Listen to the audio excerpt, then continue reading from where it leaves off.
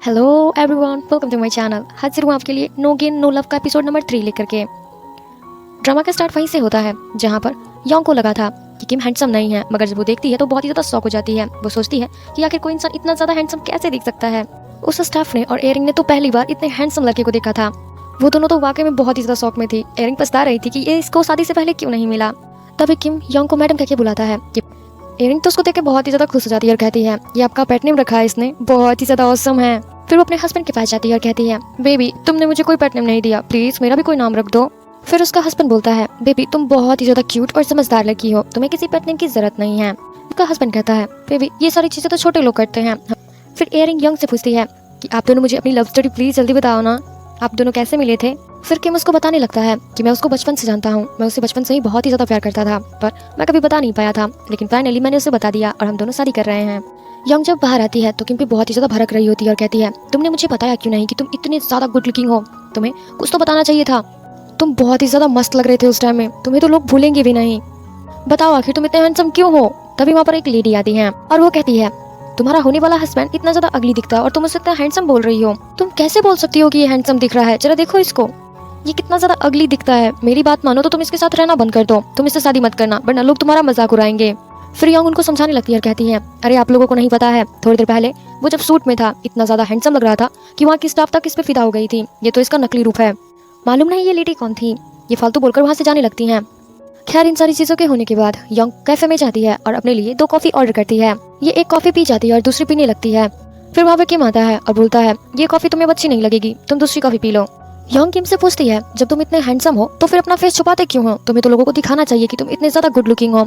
फिर किम बताता है कि गुड लुकिंग होना ये अच्छी बात है, पर कभी कभी ये चीज हमारे लिए खराब हो जाता है, जिसकी वजह से हमें इसे छुपा के ही रखना चाहिए। वैसे भी मेरी नानी ने समझाया था कि अपने गुड लुकिंग की वजह से आगे नहीं बढ़ना चाहिए। लुक्स को दिखाने के बाद लोग सिर्फ लुक्स देखते हैं, हमारी भावनाओं को नहीं देखते। फिर वह है वहाँ पर जो कपल्स थे उसमें तुम्हारा एक्स था ना, वो मैं जानता हूँ उसे। फिर योंग कहती है हाँ बिल्कुल सही पहचाना, वो मेरा एक्स ही था और वो उसकी वाइफ थी। फिर किम बोलता है वो भी तो काफी हैंडसम है। तो फिर योंग बताती है तुम्हें पता है वो ज्यादा हैंडसम नहीं है और वो जब तुम्हारी एज में था तब भी वो उतना खास नहीं दिखता था, वो तो काफी अजीब और अटपटा सा दिखता था, वो तो अब आकर के थोड़ा अच्छा दिखता है। फिर किम मुझसे पूछता है कि तुम्हारा ब्रेकअप क्यों हुआ था, और ब्रेकअप के 6 महीने के अंदर ही उसने शादी भी कर लिया, ऐसा क्या था। फिर योंग उसको बताती है कि वो 6 महीने के बाद नहीं थी, जब मैंने उससे ब्रेकअप किया था उससे 1 महीने पहले ही मिला था और उन दोनों का चक्कर पूरे 1 साल से चल रहा था। वो 1 नंबर का कमीना था, मेरे साथ चीट कर रहा था। फिर योंग उससे पूछती है कि तुम्हें उसके बारे में कैसे पता। तो फिर किम उसको बताता है कि जब तुम ज्यादा पी लिया करती थी तो मेरे दुकान के सामने आके ड्रामा करना स्टार्ट कर देती थी, जिसके बाद मुझे तुम दोनों के बारे में पता चला। मैं अंधा नहीं हूँ, मैं सब देखा करता था और मुझे सारी बातें याद रहती हैं। फिर होता है और हमें यूजी और उसकी वाइफ को दिखाया जाता है। यूजी ड्राइव करते हुए सोच रहा था कि किम और योंग एक दूसरे को बचपन से जानते थे और किम उसको बचपन से प्यार करता था, यानी कि योंग मेरे साथ चीट कर रही थी और यही रीजन था कि वो मुझसे ब्रेकअप करना चाहती थी। इधर उसकी वाइफ ये तो किम के बारे में सोच सोच के बहुत ही ज्यादा एक्साइटेड हो रही थी। वो तो कह रही थी कि बेबी तुम्हें पता है जब मैंने उसको देखा था मैं तो उसे देखती रह गई थी, वो कितना ज्यादा गुड लुकिंग है ना। ये बात सुनने के बाद यूजी तो उसको गाली दे देता है। फिर उसकी वाइफ पूछती है बेबी तुमने अभी गाली दिया, ओह तो तुम जेलस हो रहे थे, मुझे पता है मैंने उसकी तारीफ की जिसकी वजह से तुम उससे जल रहे हो, प्लीज ऐसा मत सोचो, मैं सिर्फ तुम्हारी हूँ। इसके बाद क्या था, यूजी बोलता है हाँ बेबी मैं ऐसा ही सोच रहा था, मैं नहीं चाहता कि तुम किसी और की तारीफ करो, मैं तुम्हारा हस्बैंड हूँ, तो तुम्हें हर वक्त मेरे बारे में सोचना चाहिए ना कि किसी और लड़के के बारे में। फिर हमें बॉक की मॉम को दिखाया जाता है जो भी नॉवेल पढ़ रही थी, यानी कि वो 18+ वाला नॉवेल पढ़ रही थी। वो तो उस ख्यालों में एकदम खोई जाती है और बहुत कुछ फील करने लगती है। तभी उनका बेटा बॉक आ जाता है और पूछता है मॉम आप क्या रीड कर रही हो। तो फिर उसकी मॉम एकदम ठीक हो जाती है और बोलती है कॉन्सर्ट होने वाला है ना, तो तुम्हें पता है ना कि तुम्हें सिंगल लड़कियों को लेकर आना मना है। इन्हीं बातों से हमें पता चलता है कि बॉक के जो डैड हैं वो बहुत ही ज्यादा एकदम अजीब इंसान है, मतलब वो उसकी मॉम को चीट कर रहे थे, एकदम हरामी टाइप हैं, यानी कि उनका अफेयर भी चल चुका है और वो लड़कियों पर गंदी नजरें डालते हैं, जिसकी वजह से उसने एक रूल रखा है कि वो किसी भी अनमैरिड लड़की को अपने पास काम के लिए नहीं रखेगा। यही सारी बातें सोचने के बाद उसकी मॉम तो वो बहुत ही ज्यादा गंदा फील करती हैं अपने हस्बैंड के बारे में कि वो कितना ज्यादा हरामी है। फिर बॉक की मॉम कहती हैं अपने बाप की तरह मत बन जाना, तुम्हारा बाप 1 नंबर का अय्यासबाज और छिछोरा टाइप का है, मैंने तुम्हारी परवरिश इसीलिए इस तरह से करी है ताकि तुम लड़कियों को गंदी नजरों से ना देखो, उन्हें इज्जत से देखो, उनके साथ प्यार से बात करो और जितना हो सके अनमैरिड लड़कियों से दूरी रहा करो। खैर सीन दिखाया जाता है जब बॉक और उसका असिस्टेंट और हमारी योंग लिफ्ट में होती है।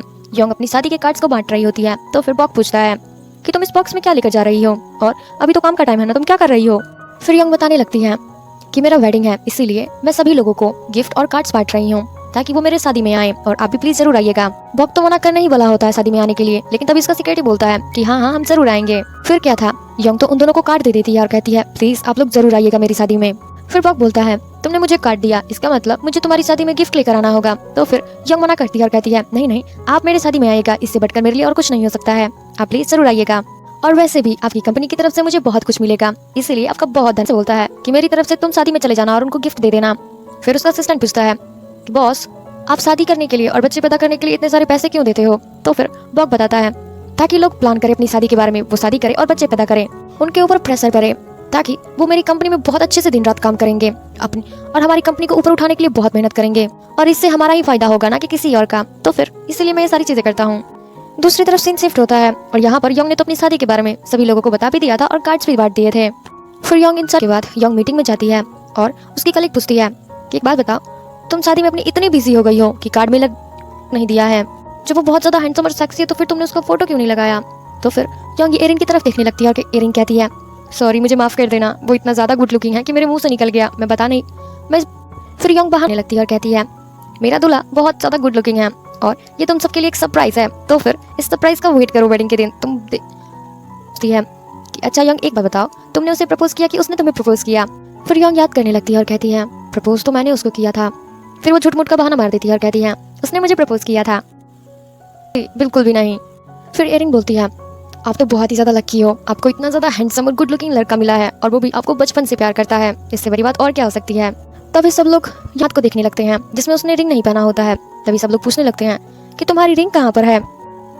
फिर लगता है क्यों यंग, तुम्हारा बॉयफ्रेंड इतना गरीब है कि तुम्हें एक रिंग भी नहीं दिला सकता है, बेचारा प्रपोजल को एक्सेप्ट भी कर लिया, वो भी बिना अंगूठी के। यंग एयरिंग देखने लगती है, उसकी अंगूठी की चमक उसको तो आंख में चुभने लगती है। फिर क्या था, शॉप में जाकर बैठ जाती है और प्रपोज कैसे करते हैं ये बहुत सारा आइडिया देख रही होती है, नेट पर पढ़ रही होती है। फिर वहां पर किम आता है, कहता है देखो तुम्हारी वजह से कस्टमर आना बंद हो गए हैं, तो प्लीज अपने घर चली जाओ। तो फिर यंग कहती है तुम मुझे प्रपोज करोगे? फिर किम कहता है क्या, मैं तुम्हें प्रपोज नहीं करने वाला हूँ, समझ में आया तुम्हें? फिर क्या था, और शादी के लिए मना रही हो, वो भी फेक शादी के लिए। फिर यंग उसको देखो जब हम किसी की शादी में जाते हैं तो हम बहुत सारा गिफ्ट लेके जाते हैं और अपने पैसे बर्बाद करते हैं और बहुत सारा टाइम वेस्ट भी होता है, और ऊपर से उनकी डेटिंग की वीडियो देखनी पड़ती है जो मुझे बिल्कुल भी अच्छा नहीं लगता। लेकिन दूसरे लोगों ने मुझे अपनी वेडिंग की पिक्चर्स और वीडियोस दिखाई हैं, तो फिर मुझे भी दिखाना चाहिए। और मैं नहीं चाहती कि किसी को हमारे बारे में शक हो, मैं चाहती हूँ सब लोगों को पता चले कि तुमने मुझे प्रपोज किया था और हम दोनों खुशी खुशी शादी कर रहे हैं, तो फिर तुम मुझे प्रपोज करने वाले हो। फिर किम को तो गुस्सा आ जाता है, वो उसका हाथ पकड़ता है और दुकान से बाहर करने वाला होता है। तभी वो उसका कसकर हाथ पकड़ लेती है और कहती है यार एक कैंडल ही जलाना तो है और प्रपोज करना है, बस बोलना है आई लव यू, मैं तुमसे शादी करना चाहता हूँ, और क्या है। कहती है सारा इंतजाम मैं कर दूंगी, सारा खर्चा भी मैं कर दूंगी, तुम्हें बस अपने घुटनों पे बैठना और मुझे प्रपोज करना है शादी के लिए और एक रिंग पहनानी है। तो मगर किम तो बिल्कुल भी मान नहीं रहा था, वो तो गुस्सा ही किए जा रहा था उस पर। मगर यंग थी, वो तो बार बार बोली जा रही थी। तो फिर किम उसको बोलता है कि अगर तुम इस तरह बिहेव करोगी तो मैं तुमसे शादी नहीं करने वाला हूँ, और अभी मैं बोल रहा हूँ मैं तुमसे शादी नहीं कर पाऊंगा। फिर यंग देखो अगर तुम मुझसे शादी नहीं करोगे तो फिर हमारे बेबी का क्या होगा, मैं कैसे उसको अकेले संभालूंगी, तुम ही बताओ। फिर वहाँ पर जो लड़के होते हैं तो किम के बारे में गंदा गंदा बोलने लगते हैं कि एक प्रेग्नेंट लेडी को छोड़ के जा रहा है अपनी जिम्मेदारियों को छोड़कर। उनको लग रहा होता है कि यंग प्रेग्नेंट है और उसके बेबी का बाप कोई और नहीं बल्कि किम है। वो लोग बोलते हैं तुम्हें शर्म नहीं आता अपनी रिस्पॉन्सिबिलिटी से भागते हुए? फिर क्या था, यंग तो बहुत ही ज्यादा रोने लगती है। फिर यंग तो बहाना मारकर रोने, शादी के बाद हम दोनों बेबी को अच्छे से संभालेंगे, अब तुम मुकर रहे हो अपनी बात से। तभी वहाँ पर वो बेबी, तभी बल्कि ये बिल्ली थी। जब लोगों को पता चलता है तो वो तो अपना सर ही पीटने, जब लोगों को फिर कहते हैं हे भगवान। नेक्स्ट डे तो लगती है जैसे कि कोई उसको खिला रहा हो और घूमने के लिए साथ जा रहा हो। वहाँ पर जो लोग बैठे होते हैं इसके बिहेवियर को देख करके वो तो काफी ज्यादा अजीब, पर यंग को तो कोई भी फर्क नहीं पड़ता लोगों की बातों से। वो पार्क में भी ऐसे ही शूट कर रही होती है जैसे मानो कोई उसका हाथ पकड़ के उसका वीडियो बना रहा हो। फिर वो स्टोर में भी बिल्कुल ऐसे ही करने लगती है। वहाँ पर जो लेडी काम कर रही होती है वो तो इसको पागल ही समझती है। फिर जब वो घर आती है तो अपनी बहनों को वो वीडियो दिखाती है। फिर उसकी दोनों बहनें कहती हैं वीडियो तो सही है मगर ये बिल्कुल रियल नहीं लग रहा है, ऐसा लग रहा है कि कोई तुमसे जबरदस्ती करवा रहा हो, तुम्हारी आंखों में प्यार तो नहीं आ रहा है, सिर्फ तुम ही नजर आ रही हो, यहाँ तक कि उसका आवाज भी सुनाई नहीं दे रहा है। तो फिर लोगों को कैसे यकीन दिलाओगी कि ये वीडियो उसने ही बनाया है और वो तुम्हारे साथ था। फिर हमें रात का सीन दिखाया जाता है जिसमें किम अपने बेड पर लेटा हुआ था, उसको एक कॉल आता है और उसको एक लड़की बुलाती है। फिर वो कहता है मैं नहीं आने वाला हूँ वहाँ पर, और वैसे भी मेरी शादी हो रही है तो फिर प्लीज मेरे साथ। और वैसा था, अब हमें पता तो नहीं होता है कि किम किससे बात कर रहा होता है इस है, और उसे एक रिंग पसंद आता है। फिर वो तो खरीद ही लेती है, मगर जब उसकी स्टाफ पूछती है कि आपने अपने हस्बैंड के लिए नहीं लिया तो फिर वो एक रेंट पे ले लेती है कुछ दिनों के लिए। फिर यंग में जाती है, जब से अंदर जाती है बाहर से कोई गेट को लॉक कर देता है, वो अंदर घबराने लगती है। फिर उस कैंडल का पीछा करते करते वहाँ तक जाने लगती है। फिर इसे पता चलता है कि किसी ने तो इसको प्रपोज किया है, और उसको कोई और नहीं बल्कि किम ने उसको प्रपोज किया था, वो भी उसकी फेवरेट जेलीज से जो उसको बहुत ज़्यादा पसंद था। योंग ये चीज़ देखने के बाद वो तो बहुत ही ज़्यादा खुश हो जाती है और उसके चेहरे पर एक बहुत ही आवाज़ देता है। वो पीछे घूमती है और इन दोनों ने अपनी वीडियो बना ली होती है, जिसके बाद योंग बोलती है तुमने बहुत मेहनत की होगी ना, होगा ना, फिक्र मत करो, मैं तुम्हें फिक्र मत करो। फिर इन सारी चीज़ों के खत्म होने के बाद किम लाइट जलाता है और बताता है कि देखो मैं तुमसे शादी कर रहा हूँ, इसलिए नहीं क्योंकि तुम चाहती हो बल्कि इसलिए क्योंकि मेरा करना भी ज़रूरी है। फिर योंग कहती है क्यों, क्या हुआ, कोई हमें परेशान कर रहा है? तो फिर किम बताता है कि परेशान, हाँ कह सकती हो परेशान कर रही है, क्योंकि मेरी पहचान की एक लड़की है जो मुझसे बहुत ज़्यादा प्यार करती है और मेरे पीछे ही पड़ गई है। यहाँ पे वो कोरिया में नहीं रहती, खड़ा होता है और पूछता है कि तुम बाद में मत बोल मुझसे शादी करने के लिए। तो फिर योंग कहती है पछताऊंगी तो मैं तब जब मैं पछताऊंगी मैं। योंग अपने घर पर आती है और अपनी दोनों बहनों को वो वीडियो दिखाती है जिसमें उसने प्रपोज किया था उसको। फिर उसकी देखो इसकी आंखों में प्यार नजर आ रहा है, ये उस टाइम बहुत खुश लग रही थी, बहुत ही ज़्यादा। दूसरे सीन में हमें बुक को दिखाया जाता है जो गलती मॉम के टैब में वही स्टोरीज पढ़ रहा होता है जिसमें 18+ का कहानी था, जिसको पढ़ने के बाद वो तो बहुत ही ज़्यादा शॉक हो जाता है और पागल सा ही हो जाता है। वो जब इस वीडियो अल्ट्रा लेवल का रोमांस लिखा हुआ था जिसको पढ़ने के बाद इसकी हालत ख़राब हो जाती है। ये पढ़ने के बाद उसकी तो हालत ख़राब हो गई थी, वो सोच रहा था कि मॉम क्या क्या पढ़ती हैं, वो कैसे इस स्टोरी को पढ़ सकती हैं। ये बहुत ही ज़्यादा शॉक हो चुका था और इसके हाथ से टैब भी गिर जाता है। अगले दिन योंग का वेडिंग होता है तो फिर सॉन्ग जो होती है वो गेस्ट का वेलकम कर रही होती है और सीट्स को मैनेज कर रही थी कि कौन कहाँ बैठेगा। और जांग को तो अलग ही काम मिल गया था अफवाह फैलाने का कि किम की फैमिली कनाडा में रहती है, जिसकी वजह से वो यहाँ पर नहीं आ पाए हैं कुछ प्रॉब्लम की वजह से। फिर हमें योंग को दिखाया जाता है जो वेडिंग ड्रेस में बहुत ही कमाल की दिख रही होती है और उसका एक्स तो पछताता है कि यार क्या लड़की लग रही होती है उसको। वो उसको कुछ बोलने ही वाला होता है कि तभी उसकी वाइफ आ जाती है। एयरिंग वहाँ पर आती है और योंग से बातें करती हैं और कहती हैं आप बहुत प्रीटी लग रही हो, वैसे आपका दूल्हा नजर नहीं आ रहा है कहीं पर। अब योंग को तो याद आता है कि कैसे उसने किम को समझाया था कि तुम सबसे लास्ट में आना और कुछ समय के लिए ही आना ताकि लोग तुम्हें ज़्यादा समय के लिए देखे नहीं। वहीं दूसरी तरफ हम इसकी मॉम को देखते हैं जिसके साथ वहाँ के सारे लोग आते हैं एक एक करके और पिक्चर क्लिक करवाते हैं। सॉन्ग और जायोंग मॉम को देख रही होती है और बहुत ही ज़्यादा इमोशनल हो जाती है और कहती है अब मुझे पता चला रही है ताकि उसकी मॉम खुश रहें और वो मरने से पहले अपने सनी लॉ को देख लें। फिर हमें योंग को दिखाया जाता है, एक गर्ल होती है और उसका फादर होता है, वो उसकी शादी में आए होते हैं। उन दोनों को देखने के बाद योंग को अपने डैड की याद आने लगती है और इसके बाद हम पहली बार योंग को फादर यहाँ पर योंग अपने यहाँ पर और वो घर नहीं जाना चाहती थी क्योंकि उसकी मॉम हर रोज कोई ना कोई एक बच्चा लेकर आ जाती थी जिसकी वजह से उसको जो मॉम का अटेंशन मिलना चाहिए था वो किसी और बच्चे को मिल जाता है। फिर उसके डैड उसको समझाते हैं कि देखो बेटा उसके हाथ था तो फिर जब आ गए हैं तो तुम्हें क्यों नहीं अच्छा लग रहा। तो योंग बताती है डैड वो मेरे अपने भाई बहन नहीं है बल्कि मॉम उसे कहीं से उठा कर ले आती हैं। आपने कभी सोचा है कि मुझे भाई बहन चाहिए ज़रूर मगर मुझे अपने भाई बहन चाहिए न कि किसी और के। फिर हमें पता चलता है कि उसके डैड काफ़ी ज़्यादा अच्छे थे लेकिन उनकी कुछ टाइम के बाद ही डेथ हो गई थी। इसी तरह शादी कंप्लीट होता है और योंग ने पैसे कलेक्ट करने का काम अपनी दोनों बहनों यानी कि योंग और जोंग को दे दिया था और शादी के वीडियोस और पिक्चर्स कलेक्ट जोंग ने अपने बॉयफ्रेंड को दे दिया था।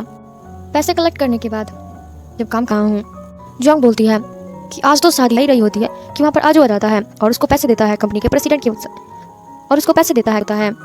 पर जोंग जैसे ही आजू को देखती है वो तो समझ जाती है कि वो उसका हाई स्कूल फ्रेंड है और वो इसी को जोंग तो उसको देखने के बाद काफ़ी ज़्यादा शर्मा रही होती है। दूसरी तरफ हमें बुक को दिखाया जाता है जो स्टोरी पढ़ने के बाद बहुत ही गंदे गंदे कमेंट्स कर रहा था उस स्टोरी पर। वो तो अपनी मॉम पे बहुत ही ज़्यादा गुस्सा कर रहा था और सोच रहा है आखिर इस स्टोरी की राइटर कौन है, मैं उसे छोड़ने के लिए एक बहुत ही बड़ा खतरा है, ये लोगों के अंदर बहुत ही गंदी गंदी चीज़ें डाल रही है। वैसे मैं आपको बता दूँ 18+ स्टोरी बोल रही हूँ तो फिर ये बहुत ही अल्ट्रा लेवल का गंदा स्टोरी है, यानी कि आप समझ सकते हो कि मैं क्या कहना चाहती हूँ। बुक का सेक्रेटरी तुम तो बच्चों की कहानियाँ लिखा करती थी ना, और कैसी हो तुम तो राइटर बनना चाहती थी ना, वैसे तुम अभी क्या कर रही हो, किस टाइप की स्टोरीज लिख रही हो, वही बच्चों वाली ना। तो फिर जोंग तो बहुत ही ज़्यादा शर्माने लगती है और उसने कंपनी की तरफ से वो सारे पैसे मिल जाते हैं जो वेडिंग के बाद मिलता है, उसको होटल के लिए पैसे मिलते हैं। एयर इंडिया उसका हस्बैंड आता है, दोनों उसको देखकर बोलते हैं आप ही होटल ही जा रहे हो ना कंपनी की तरफ से जो मिलता है होटल। तो योंग बोलती है हाँ हम वहीं जा रहे हैं। फिर योंग कहती है तुम सब फिक्र मत करो मेरी टैक्सी आ रही है हम दोनों साथ चले जाएंगे। फिर वो दोनों टैक्सी में बैठकर चले जाते हैं और वो अपने सामने एयरिंग और उसके हस्बैंड को देखती है। किम उसको जैसे ही बाइक पर जाने वाला होता है तभी वहाँ पर एयरिंग आ जाती है, वो उसको छोड़ ही नहीं पा रहा होता है, यहाँ तक कि उन दोनों का रूम भी अपनी वाइफ को कस के पकड़ लेता है। जिसके बाद योंग भी अपने जिस रूम भी बगल में ही था एक दूसरे के, अब मजबूरी में अब ना चाहते हुए और योंग के साथ रहना पड़ेगा उस होटल के रूम में, क्योंकि एयरिंग ने तो बोल दिया होता है कि सुबह उठने के बाद हम दोनों साथ में, एयरिंग ने तो बोल दिया था कि सुबह उठकर हम चारों साथ में ब्रेकफास्ट करेंगे, जिसकी वजह से किम नहीं जा पा रहा था। फिर योंग उसको बोलती है कि प्लीज मत जाओ ना, तुम भी इसी होटल में रुक जाओ मेरे साथ मेरे कमरे में। तो फिर किम बोलता है तुम्हें शर्म नहीं आता किसी भी लड़के को अपने रूम में रखने के लिए, तुम कैसे किसी भी लड़के को बोल सकती हो कि वो तुम्हारे रूम में रहे, तुम्हें शर्म नहीं आता ये बातें सोच करके या बोल करके। फिर क्या था, तभी वहाँ पर उसका एक्स आने, फिर क्या, यंग का हाथ पकड़ के रूम के अंदर चला जाता है और कहता है बच गए। पार्ट 3 के एपिसोड को गले लगाया था, तो फिर उसकी मॉम बोलती है कि किम तुम आ गए, तो फिर किम बोलता है हाँ मैं आ गया। इन दोनों को देखने के बाद हमें पता चलता है कि किम और उसकी है, क्योंकि वो भी अनाथ आश्रम में पला पड़ा था, जिसकी वजह से हो सकता है इन वजह से ये भी काफ़ी ज़्यादा इमोशनल हो जाता है। सो इसी तरीके से हमारा पार्ट 3 खत्म होता है। आई होप कि आपको वीडियो अच्छा लगा हो, अगर लगा है तो प्लीज़ एक लाइक कमेंट शेयर और सब्सक्राइब जरूर करें। Thank you so much for watching. मिलते हैं अगले एपिसोड में, बाय बाय।